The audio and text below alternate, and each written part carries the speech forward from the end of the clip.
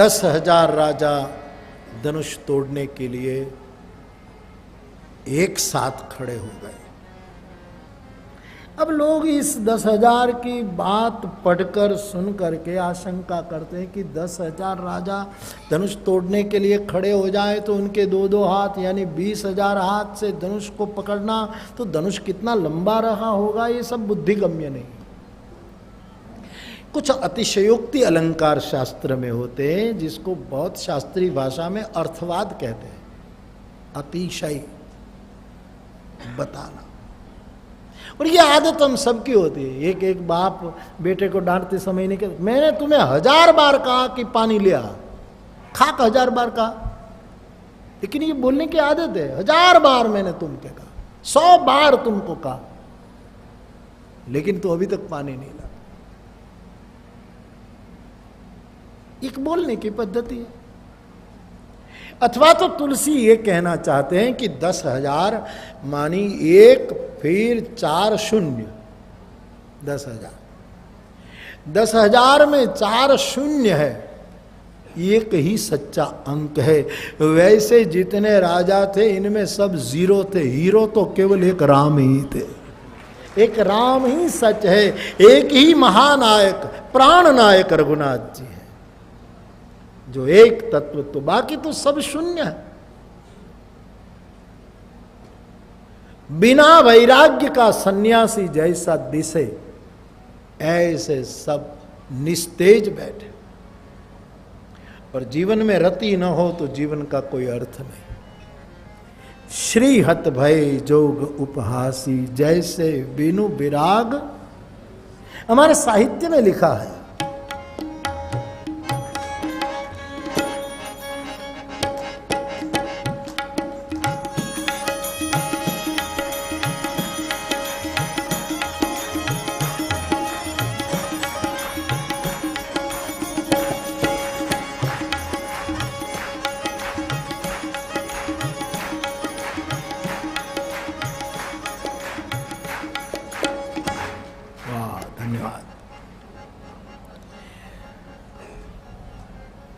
बजाने में समझ में आ जाता है, बोलने की जरूरत नहीं रहती साहब। बेसबब बात बढ़ाने की जरूरत क्या है।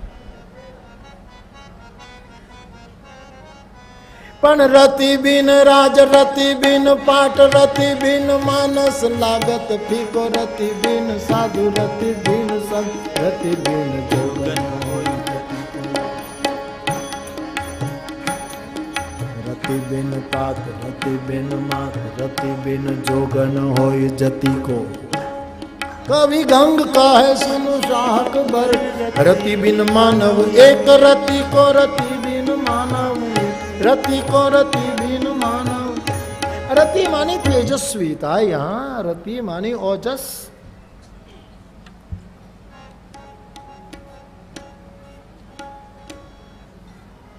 रति बिन राज रति बिन पाठ रति बिन मानस लागत फीको। रति बिना राज रति बिना पाठ रति बिना आदमी फीका लगता। रति बिन साधु रति बिन संत रति बिन जोगन होए जति को। यति का जोग रति बिना सुना। रति बिन मात रति बिन तात रति बिन छत्र नहीं। कवि गंग कहे सुन शाहक बर, रति बिन मानव एक रति को तेज है। लेकिन कोई धनुष नहीं तोड़ पाया तो भी मूर्ख ऐसे कि कोई कबूल नहीं कर पा रहा है। अब एक एक राजा के 4-4 प्रशंसक साथ में आए थे। वो राजा को कहते हैं हमको पता है आप तो तोड़ने वाले थे ही, लेकिन इतने उदार है ना कि दूसरे को मौका दे दिया।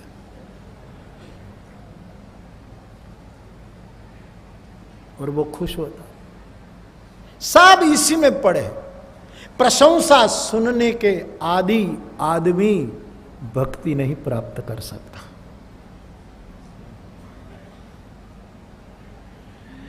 प्रतिष्ठा सूकरी विष्टा है, ऐसा चैतन्य महाप्रभु ने कहा था कभी। निस्तेज होगा। अथवा तो 10,000 राजा धनुष नहीं। ये अहंकार तोड़ना ये कोई सामूहिक पुरुषार्थ थोड़ा है, ये तो व्यक्तिगत साधना का मामला है। लोग ज्यादा एकत्रित हो जाए तो अहंकार ज्यादा पुष्ट हो जाता है। जैसे धनुष अधिक अधिक गरु आए, हमारे पास इतने आदमी, इससे अहंकार टूटता नहीं, अहंकार का धनुष ज्यादा पुष्ट हो जाता। हमारे पास इतना धन, इसलिए तो उपनिषदकार ने कहा न कर्मणा न धनेन न प्रजया, ये शब्द क्यों आए? हमारे पास इतने लोग, कभी कभी हमारे पास इतने शिष्य, हमारे पास इतने छात्र, हमारे पास इतने आश्रित, हमारे पास इतने लोग, हमारे पास इतने वोटर, इससे अहंकार का धनुष टूटता नहीं। ये व्यक्तिगत साधना का सवाल है। तो धनुष ज्यादा भारी हो गया, कोई तोड़ नहीं पाया और अपने मन के अनुकूल बात बनी नहीं। तब जनक जैसे धीर वीर को भी एकदम कुछ क्षणों के लिए वो जरा डगमगा गए। सभा में खड़े होकर कहने लगे कि द्वीप द्वीप से आए हुए सभी राजा महाराज, हमारी बात कान खोलकर सुन लो। द्वीप द्वीप के भूपति नाना, आप हमारी प्रतिज्ञा सुन सुन कर आए हैं।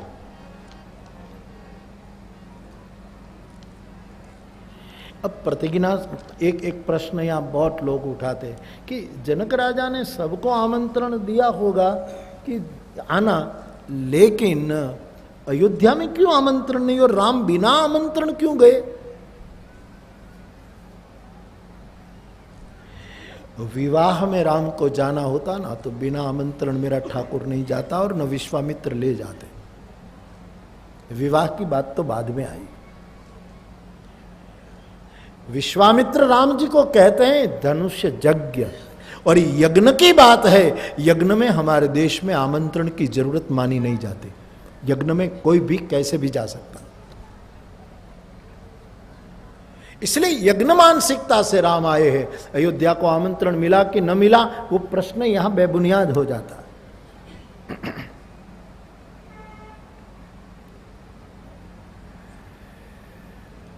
तो जनक जी एकदम आक्रोश में बोलते हैं, मेरी प्रतिज्ञा सुन सुनकर आप सब आए हैं। धनुष तोड़ना उठाना दूर की बात, लेकिन तिल के दाने की तरह इतनी जगह भी आप धनुष को अपनी जगह से हटा भी नहीं पाए। अब कोई दुनिया में बोलना मत कि हम शूरवीर हैं। मुझे लगता है मेरी बेटी का विवाह विधाता ने लिखा ही नहीं। अब धनुष न टूटे तो बेटी कुंवारी रहे और मैं प्रतिज्ञा तोड़ दूं तो सत्य चला जाए। मुझे ऐसा पता होता तो मैं ऐसी घोषणा न करता। लेकिन खैर राजे महाराजे, आप लोग आशा छोड़कर अपने घर चले जाओ। तजहु आस निज निज गृह जाओ, लिखा न विधि वही देहि विवाह। आप जाइए। अब ये राजा कितने मूड थे कि जाहिर में जनक ने कह दिया कि आप आशा छोड़कर अपने घर चले जाओ, तो भी नहीं गए। किसी सज्जन ने तो कहा भी कि वे अब जनक राजा कहते हैं कि घर चले जाओ तो अब निकलना चाहिए, इतना बड़ा अपमान। तो एक ने कहा बैठे हैं। अरे बोले इज्जत का सवाल, बोले इज्जत रही कहाँ, वो तो धनुष को ऑलरेडी दे चुके, बैठे हैं अब। लेकिन बैठने से फायदा क्या, हम तो कोई तोड़ नहीं पाए। तब अभिमानी राजा बोलते हैं कि हम कोई नहीं तोड़ पाए। इसका मतलब ये नहीं कि ये राजकुमार जो मंच पर बैठा है वो तोड़ेगा। अन्य राजाओं ने कहा कि चलो वो भी न तोड़ पाए, लेकिन हमारी बारी तो आ गई। तो कहे नहीं, वो भी नहीं तोड़ पाएगा, हम तो तोड़ नहीं पाए, तो क्या जनक अपनी बेटी को कुंवारी रखेगा? तो फिर वो ऐसी घोषणा करें, ये मनमोदक है। फिर ऐसी घोषणा करेंगे कि कोई धनुष नहीं तोड़ पाया, चलो अपनी अपनी जगह बैठो, हमारी जान की माला लेकर निकलेगी और जिसके गले में डालें वो उनका पति। यदि ऐसी घोषणा हो और इसमें हमारा नंबर लग जाए, इसी वृत्ति से ये लोग बैठे।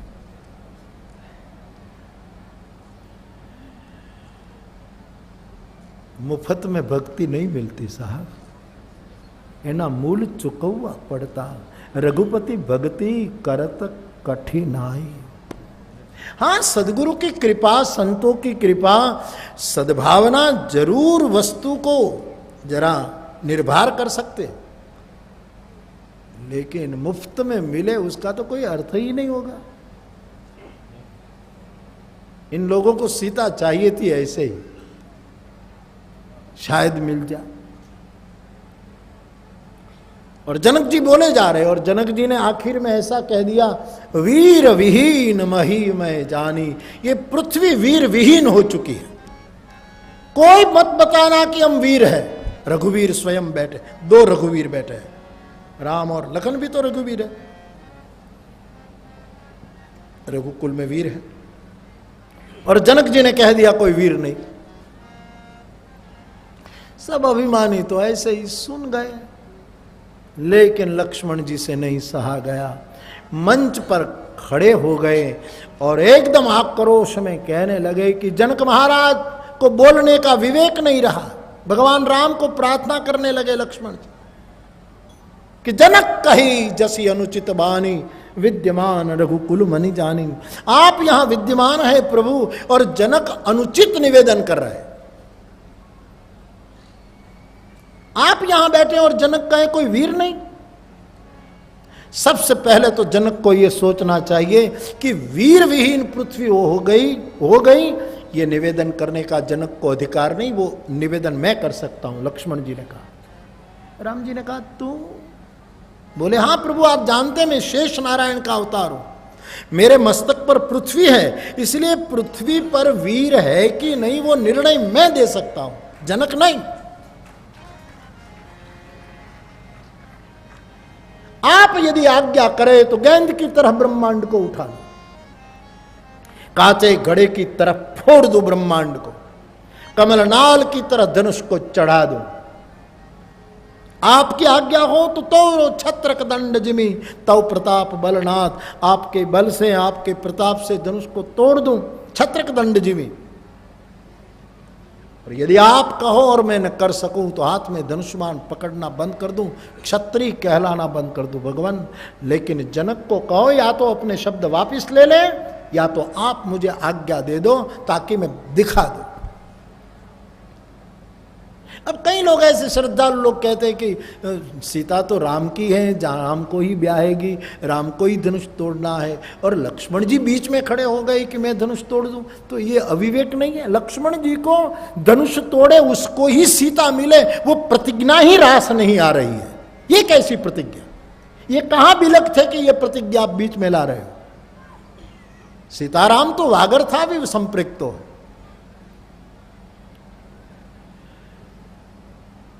तो जनक ठीक नहीं बोल रहे, जनक ठीक नहीं बोल रहे, ऐसा लक्ष्मण जी बोलने लगे। गोस्वामी जी तो कहते हैं, लखन सकोप वचन जब बोले, डगमगान मही दिग्गज डोले।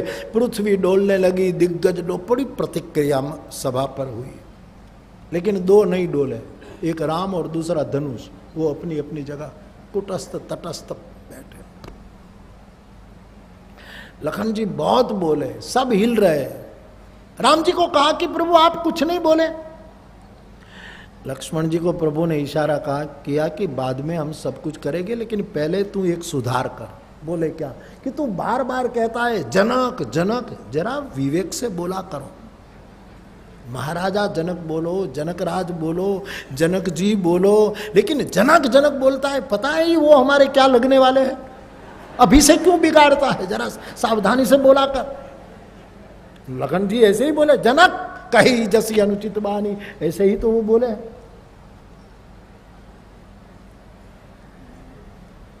भगवान ने संकेत किया लखन। जनक जी बोले तब मुझे भी हुआ है कि जनक के परिताप को मैं मिटाऊं, लेकिन जब तक बाबा की आज्ञा न हो हम कैसे उठें। विश्वामित्र जी की ओर संकेत था और विश्वामित्र जी का हाथ मानो राघव की पीठ पर गुमा है। और विश्वामित्र जी कह देते हैं, हे राघव उठहु राम भंज भव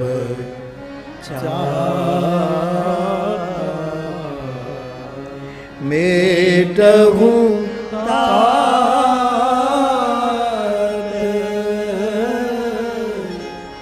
जनक बड़ी।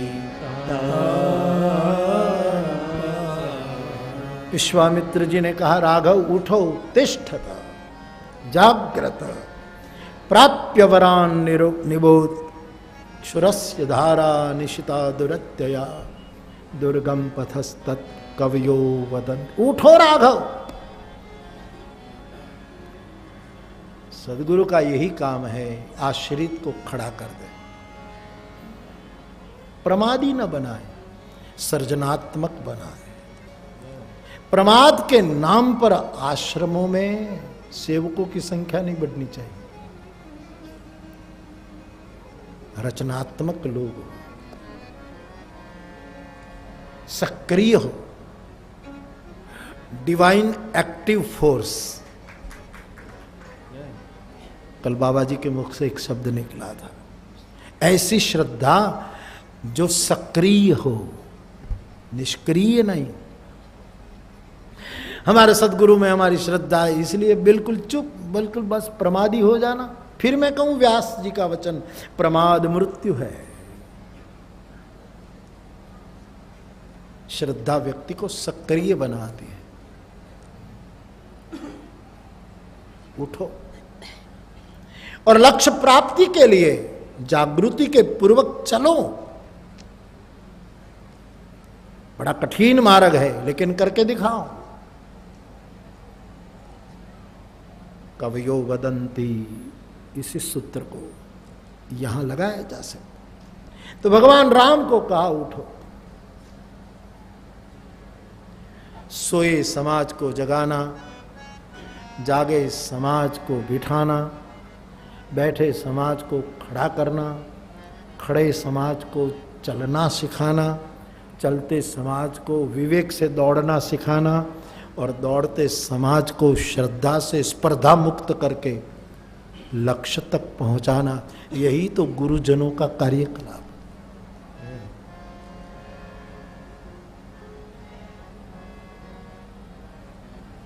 विकास के लिए स्पर्धा जरूरी और विश्राम के लिए श्रद्धा जरूरी। विकास करना है तो स्पर्धा होनी चाहिए, चलो माना, तंदुरुस्त स्पर्धा।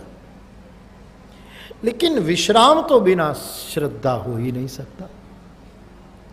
व्यक्ति को चाहिए उसी पर चले। तो राघव उठो। प्रभु गुरु की आज्ञा मानकर उठे, प्रणाम किया। मंच पर जब राघव उठे तो तुलसी ने जो छवि देखी उसका निरूपण किया। उदित उदय गिरि मंच पर रघुवर बाल पतंग, बिकसे संत सरोज सब हर्षे लोचन। राजाओं की शक्ति को चंद्र की उपमा अब राम जी को कहते हैं। सुबह का सूरज निकला,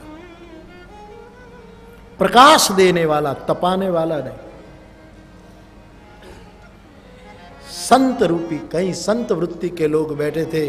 जैसे सूरज निकलता है और कमल विकसित होते हैं, ये संत सरोज विकसित हुए, उनके नेत्र रूपी भमरे गुंजारव करने लगे। ये अभिमानी राजा ये चेष्टा करते थे, तब साधु चरित लोग आंखें बंद करके चुप बैठ गए थे। अब उन्होंने नेत्र के भंवरे को मुक्त किए।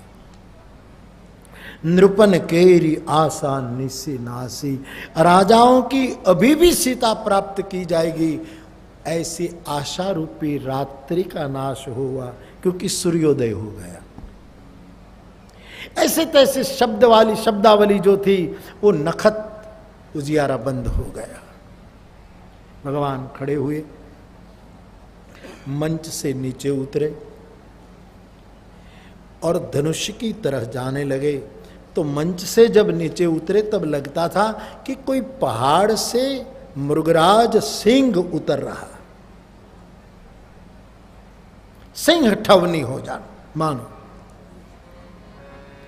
लेकिन धनुष की और राम जी ने गति की तब हाथी की तरह जा रहे। उसको साहित्य में हीनोपमा कहते हैं। एक बार एक ही प्रसंग में एक व्यक्ति को आप शेर कह दो और फिर कहो कि हाथी, शेर से हाथी की उपमा, ये हीनोपमा मानी जाएगी। शेर कहा तो शेर ही रखना चाहिए था कि शेर की तरह राम जा रहे हैं, लेकिन हाथी की उपमा दे। वो स्वामी जी को किसी ने पूछा कि आपने ऐसा क्यों किया? बोले साहित्य की बात छोड़ो, यहां वास्तविकता को देखो। राम मंच से उतरे तो शेर जैसे लगे, लेकिन धनुष की तरफ राम गति करते थे। तब आपने देखा उस सभा में सभी अभिमानी राजा अपमानित शब्द बोल रहे थे। हम नहीं तोड़ पाए, अयोध्या का राजकुमार तोड़ पाएगा, अभी कुछ हो जाएगा, यदि तोड़ेगा तो अभी हम जानकी को ब्याहने नहीं देंगे, हम अभी ऐसे, ये सब जो बोल रहे थे अपमानित शब्द, राम जी सुन रहे थे। फिर भी इन राजाओं के अपमानित शब्दों पर राम ने ध्यान नहीं दिया, इसलिए तुलसी उसको हाथी की चाल में चलाते। और हम जानते हैं कि हाथी चलता है और कुत्ते कितने भी भौंके, हाथी कभी कुत्ते की सुन करके कुत्ते के पीछे हाथी दौड़ा हो ऐसा आज तक कभी देखा नहीं। कुत्ते भौंकते हैं ना तो हाथी वो कान को फड़फड़ाता है, इसका मतलब है कि उनकी सुनी बात कोई कान में लेने जैसी नहीं है, कान फड़फड़ाते जाओ। साधु को चाहिए जब निंदक निंदा करे तब हाथी किस तरह चले। कुतरा निपाचल कहीं थोड़ा दौड़ा यार, अभी तक मैंने तो कोई हाथी ऐसा नहीं देखा कि कुत्ता भौंकता हो और एकदम घूम कर कुत्ते के पीछे, अभी मैंने नहीं देखा। आपने कहीं देखा हो तो मुझे बताना। 20वीं सदी तक के तो कोई हाथी ऐसे दौड़े नहीं कुत्ते के पीछे, 21वीं सदी में कोई दौड़े तो खबर नहीं। हाथी नहीं दौड़ता, इसलिए हाथी की चाल की उपमा तो वैसे माताओं की चाल को दी जाती है, लेकिन राम जी को ये दे दी क्योंकि उसको गोस्वामी जी को ये बात वहां सिद्ध करना था। वरना कोई पुरुष चले तो ऐसा कभी भी नहीं कहा जाता साहित्य में कि ये गजगामन है। स्त्री चलती है तो कहते हैं गजगामिनी, पुरुष के लिए ये नहीं कहा जाता, साहित्य में ठीक नहीं लगता। तो यहां एक भक्ति को प्राप्त करने वालों को चाहिए निंदक लोग कुछ भी बोले अनसुना करें। कुमार बाराबंकवी साहब का एक शेर स्मृति में आता है, मरहुम बाराबंकवी साहब, बड़ा प्यारा शेर, सीधे साधे शब्दों में, मैंने कई बार ये पढ़ा शेर। गम मेरे साथ साथ बहुत दूर तक गए, पीड़ाएं, आपत्ति, दर्द, गम, निंदा, अपमान, ये सब मेरे साथ साथ, कवि कहता है बहुत दूर तक आए। मैं जहां जाऊं मेरे पीछे निंदा, दुख, पीड़ा, गैर समझ, ये सब लोग आलोचना करते हैं, निंदा करते हैं, गाली गलौज, ये सब मेरे साथ साथ चले। कुमार साहब कहते हैं गम मेरे साथ साथ बहुत दूर तक गए, मुझ में थकान न पाई तो बेचारे खुद थक गए। मुझ में थकान महसूस नहीं हुई, उसको तो लग रहा है कि ये तो गया आदमी, ये तो रुकने वाला नहीं, तो ये बेचारे गम, दर्द, पीड़ा सब थक कर करे वहीं रुक गए और मैं आगे निकल गया। भक्ति जिसको पाना है उसको इस तरह गति कर। निंदक तो निंदा करेंगे,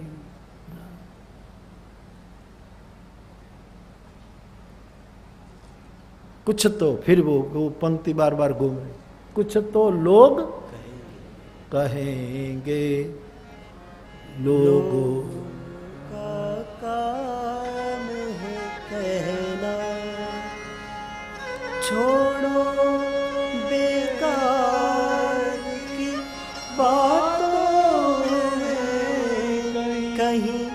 बीत न जाए रहना, कुछ तो लोग कहेंगे, लोगों का काम। किसी ने मुझे लिख कर दिया है यार व्यासपीठ पर, उसको लगा होगा कि बापू 6 दिन से 2 ही पंक्ति गाते, बापू को आता नहीं तो लिख कर दे दिया जाए। धन्यवाद, बहुत बहुत शुक्रिया। और मुझे आता भी नहीं था, 2 ही पंक्ति आती। छोड़ो बेकार की बातों में, बीत न जाए रहना, कुछ तो लोग कहें। कुछ रीत जगत की ऐसी हुई, हर एक सुबह की शाम हुई। तू कौन है, तेरा नाम है क्या, सीता भी यहां बदनाम हुई। तू कौन खेत की मूली है, यहां जानकी को भी बदनामी मिली। कोई बोला कि मैं राम नहीं कि सीता को जैसे अपने घर में रख लिया, मैं तुम्हें रख लूं ऐसी की किसी ने बात कह दी। तो कुछ रीत जगत की ऐसी हुई, हर एक सुबह की शाम हुई। तू कौन है, तेरा नाम है क्या, सीता भी यहां बदनाम हुई। फिर क्यों संसार की बातों से भीग गए तेरे नैना, कुछ तो लोग कहेंगे, लोगों का, लोगों की क्या,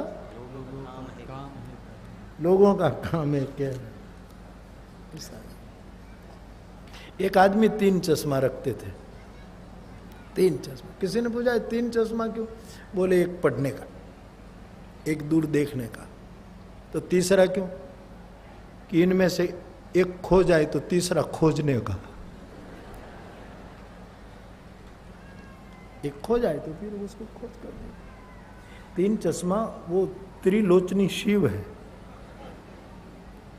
त्रिनेत्री शिव है, त्रिलोचनी।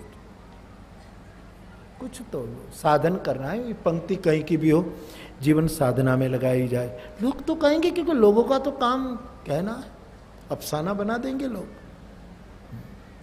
चरे वैती गम मेरे साथ साथ बहुत दूर तक गए, मुझ में थकान न पाई, तो वो खुद थक गए। मैं फिर कुमार साहब के उस शेर को भी याद करूं कि न हारा है इश्क, न दुनिया थकी है, क्षमा जल रही है, हवा चल रही है। कुमार साहब न हारा है इश्क, कमर झुक गई थी। हमने प्रत्यक्ष कितनी बार सुना उसको। हाँ, बड़े अच्छे शायर कुमार साहब, हमारे बड़े प्यारे स्नेही रहे। मैं तो अयोध्या गया कथा में, तो लौटते समय लखनऊ जाते जाते बाराबंकी बीच में पड़ी, तो उसके मजार पर गया था। मैंने जाकर शायर की मजार पर फूल चढ़ाए थे।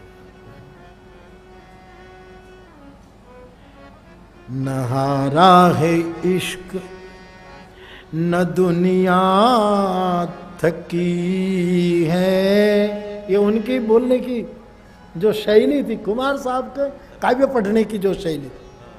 अफ्रीका में ज्यादा रहे हमारे बटुक भाई के पास।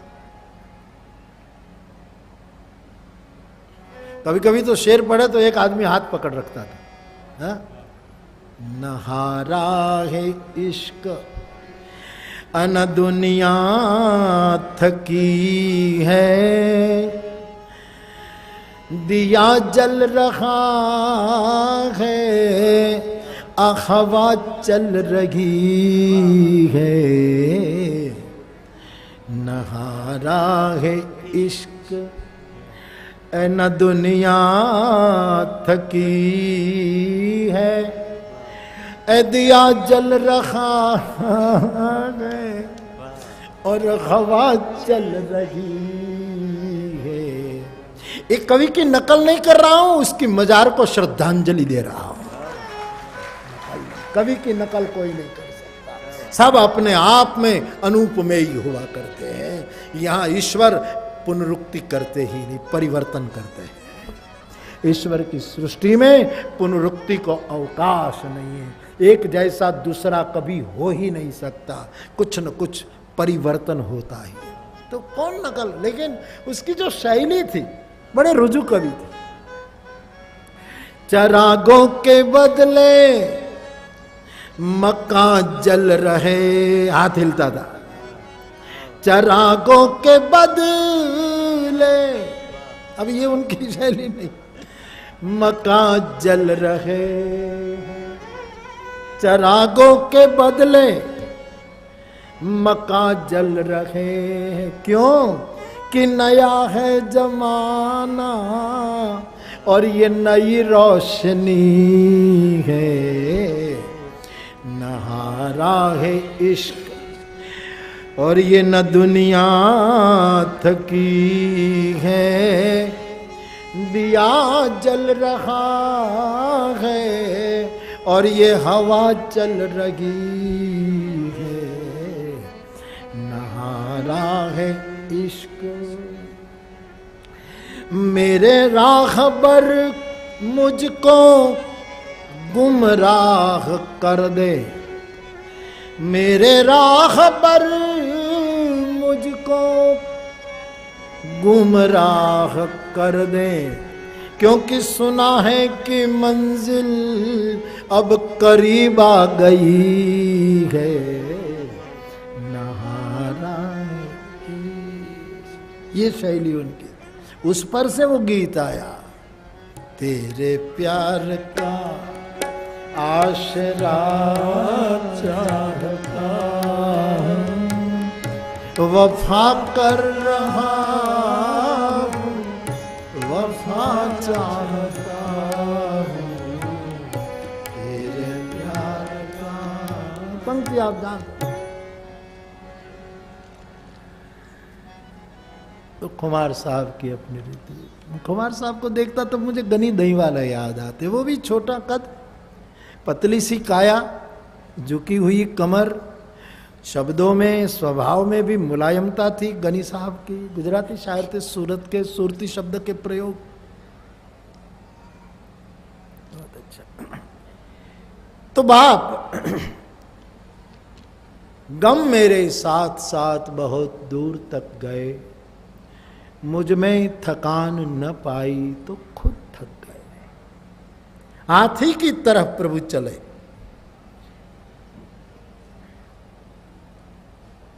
और कोई लंबी लकड़ी हो ना तो उसको उठाना हाथी को ज्यादा सरल पड़ता है, शेर को नहीं। धनुष का जो आकार है लकड़ी का, एक जो लंबा उनका जो रूप है, उसको कितने ही शेर को भेजो उठाए न का नहीं। हाथी के लिए बहुत आसान है सूंड में लेकर उसको उठा लेना, इसलिए भी हाथी की तुलना यहां ठीक है।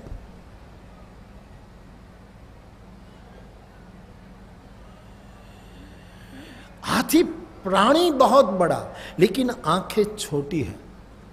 भगवान राम की वैसे तो लोचन नलिन विशाल, भगवान शंकर जी की जो चर्चा है, और राम जी को भी नेत्र विशाल है, लेकिन दृष्टि सूक्ष्म है।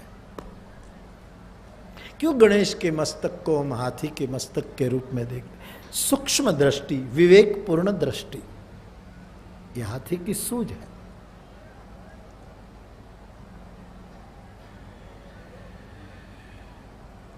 तो बाप प्रभु धनुष के पास पहुंचे और राजा जाते ही दपट करते थे, लेकिन राम जी ने धनुष को आदर देते हुए परिक्रमा की। शिव जी का धनुष है, अपने इष्ट का धनुष है। महबूब की हर चीज महबूब होती है। अपने प्रियतम की कोई भी वस्तु प्रियतम की तरह अपने इष्ट की वस्तु है। शिव जी का एक कठिन पिनाक कोदंड है, ये आदर दिया। फिर एक बार मंचस्थ विश्वामित्र जी का दर्शन कर लिया, गुरु आज्ञा प्राप्त की, चारों ओर विनम्रता से देख लिया। और जानकी जी ने देखा कि राम जी धनुष तोड़ने के लिए खड़े हुए हैं। सोचने लगी। स्नेह है ना, कभी कभी सहज शंका पैदा करता है। सीता जी को लगा कि ये राम जी जब फूल तोड़ रहे थे सुबह सुबह, तब फूल तोड़ने में उसको पसीना हो रहा था, धनुष कैसे तोड़ेंगे? मेरे पिताजी ने ये प्रतिज्ञा क्यों की, कैसे टूटेगा? सोच रही है जानकी। सुनैना महारानी, जनकपाट महिषी, वो भी चिंता करने लगी कि ये छोटा बालक राजकुमार कैसे तोड़ेगा। एक सखी ने उसको कहा, देवी चिंता मत करो, तेजस्वी को कभी छोटा मत समझो। मंत्र छोटा सा हो लेकिन ब्रह्मादि देव वश हो जाते हैं, मंत्र की शक्ति को छोटी मत समझो। अंकुश छोटा हो हाथी को वश कर लेता। सूर्य नारायण उदय होते हैं तो छोटे होते हैं, त्रिभुवन के अंधेरे को मिटा देते। तेजवंत को लघु मत समझो। हमारे देश में न च लिंगम न च वयम, उम्र से यहां हम किसी को नापते नहीं। कई लोगों की उम्र से क्या लेना देना साहब। कई लोग उम्र में 80-90 तक पहुंच जाते हैं, लेकिन बिल्कुल खाली होता है। और ध्रुव प्रहलाद देखिए, इतनी छोटी उम्र में कितनी तरक्की कर गए। एक बाप का बेटा 5वीं श्रेणी में फेल हुआ तो बाप नाराज हुआ। उसने कहा कि तू फेल हुआ, क्यों कैसे फेल हुआ? बोले पिताजी होमवर्क नहीं किया, पढ़ाई में ध्यान नहीं रखा, बस खेलता रहा तो फेल होगा। या पड़ोसी? बोले पड़ोसी का बेटा तो पास हो गया। तो तुम्हें पता है तुम्हारी और उनकी जन्म तारीख एक है, स्कूल प्रवेश तारीख भी एक है, तुम्हारा क्लास टीचर भी एक, तुम 4 श्रेणी 5वीं श्रेणी तक एक साथ स्कूल में तुम प्रवेश किए थे। तुम्हारी और उनकी जन्म तारीख एक है, वो पास हो गया और तू नापास क्यों हुआ? तब बालक ने कहा कि पिताजी जन्म तारीख एक है, वो इस पास नापास में आप मत लगाओ। मुझे थप्पड़ मारो, घर से निकाल दो और दंड दो, लेकिन जन्म तारीख बीच में क्यों लाते हो? अरे बोले क्यों ना लाऊं? पड़ोसी के बेटे की जन्म तारीख भी वही, तेरी भी वही, साल वही, एक उम्र के एक जन्म तारीख वाले तुम। बाप जरा आग बबूला। तब बेटे ने कहा कि पास नापास में जन्म तारीख बीच में पिताजी मत लाओ। क्यों ना लाओ? बोले बुरा न लगे तो कहूँ क्यों? कि गांधी जी की जन्म तारीख क्या? बोले 2 अक्टूबर। बोले आपकी? बोले मेरी भी। तो गांधी जी को पूरी दुनिया पूजती और आपको पड़ोस में कोई चाय पीने भी नहीं बुलाता है, और तुम क्यों जन्म तारीख बीच में क्यों लाते हो? मेरी और उनकी जन्म तारीख में जय विजय को मत नापो। तेजस्वी को छोटा मत समझो। ढाढ़स मिली। यहां भगवान राम ने देखा कि जानकी जी व्याकुल है, कब धनुष तोड़। देखो ये क्या है, भक्ति इतनी उतावली होती है। जब कोई साधक धनुष तोड़ना चाहता है, उसको इतनी वो होती है कि जल्दी तोड़ दे और मैं उसको धन्य कर दूं। भक्ति जल्दी में आ जाती है जब कोई साधक संकल्प करे धनुष तोड़ने का, उसको खुशी होती है, प्रसन्नता हो। यहां तो जानकी जी जरा कई भावों में है, लेकिन ये जल्दी धनुष टूटे इसीलिए है। भगवान ने जब सीता जी को देखा और लगा कि अब देर करूंगा तो जानकी जी प्राण त्याग करेगी, और तृषित बाहरी बिनु जो तनु त्यागा, तो मुये करे का सुधा तड़ागा। समय चला जाए फिर धनुष टूटे तो कोई अर्थ नहीं, चिड़िया चुग गई खेत। तो भगवान ने सीता को इस तरह देखकर अब निर्णय कर लिया कि अब धनुष तोड़ ही दूं। और भगवान राम ने जब धनुष की ओर दृष्टि टिकाई और धनुष कहते हैं अपने आप हिलने लगा था।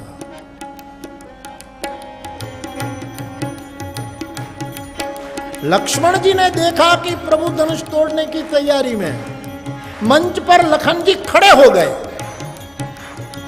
अपने पैरों से मंच को दबाया। विश्वामित्र जी को एकदम मुस्कुराहट आ गई और लखन को कहा कि लखन, तोड़ना राघव को है, तू बैठ जाना, तू क्यों खड़ा होता है? बोले बाबा आप क्यों ऐसा बोलते हैं? आक्रमण राम करेंगे, संरक्षण मैं करूंगा, क्योंकि मेरे सिर पर पृथ्वी है। राम धनुष तोड़ेंगे तब पृथ्वी का क्या हाल हो, इसलिए मैं चरण चाप ब्रह्मांड, मैं पूरे ब्रह्मांड को दबाकर खड़ा रहूं ताकि इस खूबसूरत पृथ्वी को, और मुझे डर है बाबा जी क्या कि राम जी धनुष तोड़े और पृथ्वी को कुछ हो गया तो पृथ्वी जानकी जी की माता है, और बेटी की शादी में बेटी की मां को कुछ हो जाए तो शादी बीच में रुक सकती है, इसलिए चरण चापी ब्रह्मांड, ब्रह्मांड को दबाया।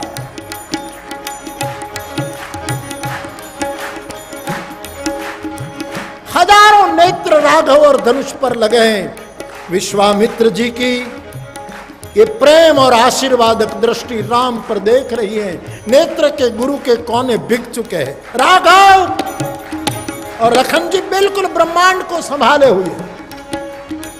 जनक जी सोच रहे कि क्या होगा। जानकी जी चिंतित। महारानी सुनैना असमंजसता में, अभिमानी राजाओं की आंखें एकदम खुली रह चुकी हैं। सब लोग और सज्जन लोग अपने अपने इष्ट को प्रार्थना करते हैं कि ये धनुष इस बालक के, राजकुमार के साथ टूट जाए। और प्रभु ने बड़ी सुंदर लीला की।